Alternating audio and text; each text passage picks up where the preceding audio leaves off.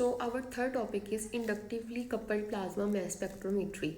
First, we see the basic principle. These are analytical technique used to measure mineral elements in a sample.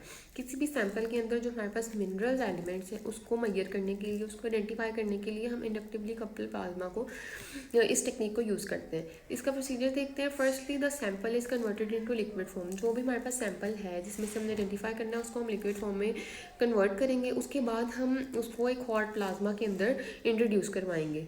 उसमें plasma में क्या होगा, elements become ions और excited atom. जो plasma के अंदर जो हमारे पास एलिमेंट्स होंगे सैंपल के वो आयंस और एटम्स में कन्वर्ट हो जाएंगे.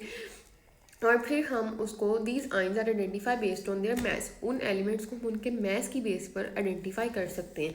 तो जो इसमें हमारे पास inductively coupled plasma mass spectrometry के अंदर जो एलिमेंट्स हैं वो लाइट इमिट करेंगे और हर एक की लाइट उसकी कंसंट्रेशन बताएगी, उस एलिमेंट की कंसंट्रेशन बताएगी. तो सिंपली इसमें हम क्या करते हैं कि एक हॉट प्लाज्मा से उसको इंट्रोड्यूस करवाते हैं, उसको गुजारते हैं उसमें से. उसमें जाके वो आयंस की शक्ल इख्तियार करते हैं और हर एलिमेंट जो है वो अपनी एक स्पेसिफिक लाइट इमिट करता है जिसके ज़रिए हम उसको आइडेंटिफाई कर सकते हैं. नेक्स्ट हम देखते हैं कि किस तरह के कंपाउंड्स को ये मेजर कर सकता है. तो जो ये वाली टेक्निक है, these do not measure organic compound. ये ऑर्गेनिक कंपाउंड्स को नहीं मेजर कर सकती. ये सिर्फ मिनरल एलिमेंट्स को मेजर करती है, such as iron, zinc, calcium, magnesium, potassium, copper, manganese, selenium. और ये टेक्निक सिर्फ उन एलिमेंट्स को डिटेक्ट कर सकती है जो कि बहुत स्मॉल अमाउंट में हमारे पास मौजूद होते हैं. उसके बाद हम देखते हैं कि व्हाट इसका use in breeding for fortification. तो इसमें सबसे पहले हमें पता होना चाहिए कि फोर्टिफिकेशन क्या है. Fortification mean increasing the nutrient content of crop through breeding. Breeding के ज़रिए हम किसी क्रॉप या किसी फूड का न्यूट्रिशनल कंटेंट्स को किस तरह से इंक्रीज़ कर सकते हैं, वो हमारे पास उस प्रोसेस को इंक्रीज़ करने को हम बायो फोर्टिफिकेशन कहते हैं.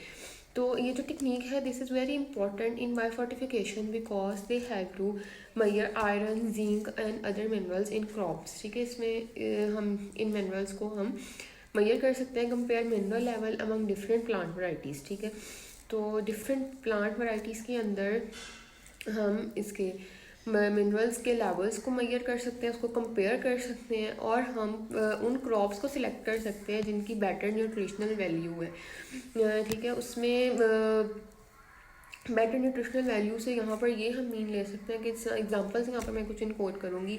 Iron rich wheat, zinc in rich rice, calcium rich vegetables and etcetera.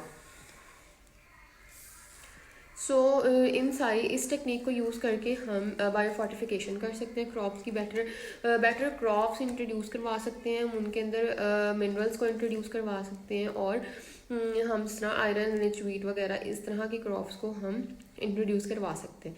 सो इसका कंक्लूजन क्या होगा कि ये एक पावरफुल टूल है बायो फोर्टिफिकेशन ब्रीडिंग में और ये हेल्प करता है nutrient rich crops and improve human health. Obviously जब वो हमारे पास जो क्रॉप्स होंगी, जो फूड्स होंगे उसमें न्यूट्रिशनल वैल्यूज़ ज़्यादा होंगी, उसमें मिनरल ज़्यादा अच्छे मिकदार में मौजूद होंगे तो वो हमारी हेल्थ के लिए भी उतने बेनिफिट होंगे.